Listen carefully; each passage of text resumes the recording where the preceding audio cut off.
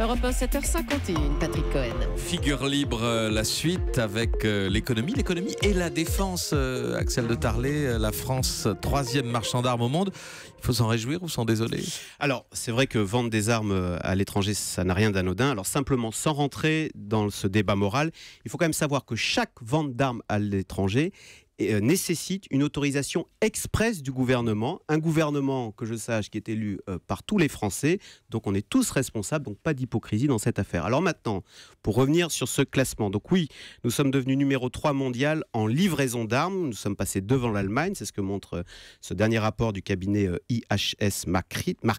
Alors le numéro 1, bien évidemment, ce sont les Américains, loin devant, 27 milliards. Suivi par la Russie, 7 milliards. Et donc la France, juste derrière, 5 milliards. Mais par exemple, il faut savoir que la Chine est très loin dans ce classement, très loin derrière nous, tout simplement parce que en matière technologique, les armes chinoises ne sont pas compétitives, elles sont très en retard. Et de fait, si on regarde ce que nous vendons à l'étranger en matière d'armes, eh bien, ce sont des armes très sophistiquées. C'est bien sûr le Rafale qui a été vendu à l'Égypte, au Qatar, à l'Inde. C'est un sous-marin vendu à l'Australie. Ce sont des frégates ou des hélicoptères de combat, etc., etc. Alors pourquoi subitement la France a-t-elle signé autant de contrats d'export? Qu'est-ce qui a changé? Alors là, je devrais presque passer la parole à Vincent Hervouet. Ce sera tout à l'heure.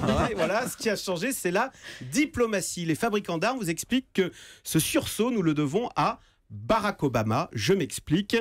Ces dernières années, les États-Unis se sont en partie désengagés des affaires du monde et cela nous a ouvert un espace. Alors c'est très concret.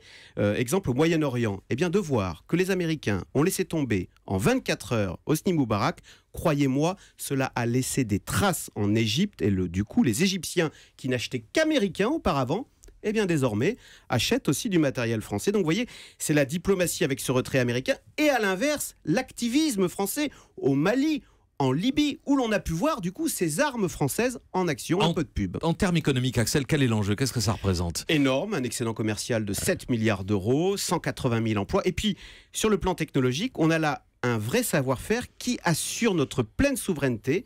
Par exemple, la France est le seul pays en Europe qui soit capable de fabriquer seul, de A à Z, sans l'aide de personne, un avion de combat, enfin le futur avion de combat qui devra remplacer le Rafale. Voilà. Axel de Tarlé, Vincent Hervouet, les ventes d'armes, ça fait toujours partie du travail diplomatique Bien sûr, plus que jamais. Les diplomates, les ambassadeurs sont des fantassins de l'export. Hein. Mais la plupart des grands massacres contemporains qui font la une des journaux, ça se fait avec des machettes, des calages, des voitures béliers, de l'explosif de base. Alors que les armes... En partie, mais aussi des massacres interethniques, etc. Alors que les armes et les petites guerres civiles, les armes dont vous parlez, c'est une assurance vie que se payent les grandes nations. La dissuasion, donc. Oui. Donc quand ils achètent américain, ils espèrent avoir la protection américaine. Ce que vous nous dites, c'est qu'avec Trump imprévisible, ils achèteront moins et que ça va nuire au business. Ça s'est déjà réalisé, ça se voit déjà dans les chiffres. J'ai cité l'exemple de l'Égypte. Les Égyptiens, voyant que Moubarak était un militaire, a été laissé tomber comme une chaussette en 24 heures. Du coup, ils ont retenu la leçon et on va frapper à la porte des Français.